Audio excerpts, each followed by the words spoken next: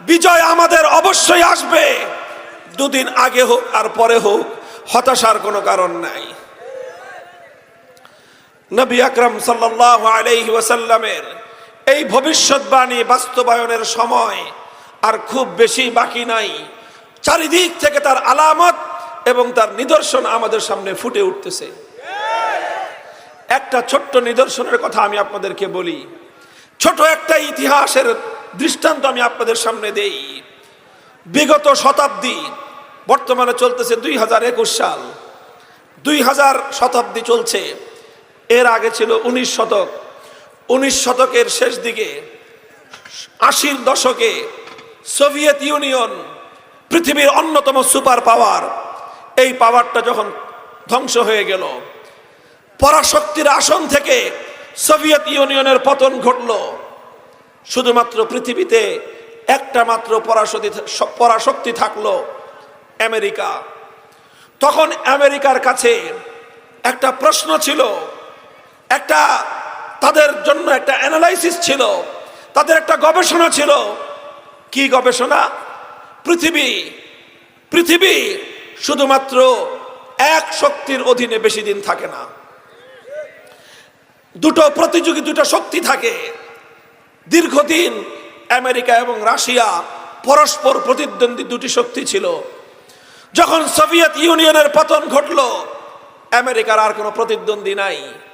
তখন আমেরিকা গবেষণা শুরু করলো, একটা প্রতিদ্বন্দ্বীর পতন হয়েছে, তার মানে হলো সামনে আবার নতুন আরেকটা শক্তির উত্থান হবে। আমেরিকার বিভিন্ন গবেষকরা তারা গবেষণা করতে আরম্ভ করলো যে পরবর্তী এই আমেরিকার প্রতিদ্বন্দ্বী শক্তি কাদের উত্থান হতে পারে, এটা তারা গবেষণা করলো। আমেরিকার হার্ভার্ড বিশ্ববিদ্যালয়ের রাষ্ট্রবিজ্ঞানী মিস্টার হান্টিংটন, সে এবং তার একটা টিম, তারা গবেষণা করে একটা রেজাল্ট দিল, একটা ফলাফল দিল। আমেরিকার রাষ্ট্রের কর্ণধার যারা আমেরিকার রাজনীতিবিদ, যারা আমেরিকার সমরবিদ, যারা আমেরিকার প্রতিরক্ষা বাহিনীর প্রধান, তাদের কাছে হান্টিংটনের টিম রিপোর্ট দিল, হে আমেরিকা, তোমার নেতৃত্বে পশ্চিমা শক্তি ঐক্যবদ্ধ। এতদিন তোমার প্রতিদ্বন্দ্বী ছিল সোভিয়েত ইউনিয়ন।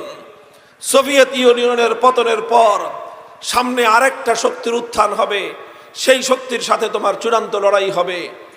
তারা বিভিন্ন গবেষণার মাধ্যমে, বিভিন্ন নিদর্শনের মাধ্যমে হান্টিংটন চিহ্নিত করেছিল পরবর্তী যে শক্তির উত্থান হবে বিশ্বব্যাপী, আমেরিকার নেতৃত্বাধীন পশ্চিমা শক্তির বিরুদ্ধে যারা লড়াই করবে, সেটা কোনো রাষ্ট্র শক্তি হবে না, সেটা পৃথিবীর কোনো রাষ্ট্রীয় শক্তি হবে না। পরবর্তী সেই উত্থান যেই শক্তির ঘটবে, সেই শক্তির নাম হলো উম্মতে মুসলিমা। এটা আমার কথা নয়, এটা কোনো মাদ্রাসার রিপোর্ট না, এটা কোনো মুসলিম রাষ্ট্রের গবেষকদের বক্তব্য নয়, এটা খোদ আমেরিকার রাষ্ট্রবিজ্ঞানীদের সম্মিলিত রিপোর্ট এবং তাদের অ্যানালাইটিক্যাল, তাদের যে প্রতিবেদন, সেই প্রতিবেদনের মাধ্যমে তারা আমেরিকার কাছে এটা পরিষ্কার করে দিয়েছে যে তোমাদের পরবর্তী প্রতিদ্বন্দ্বী হবে উম্মতে মুসলিমা।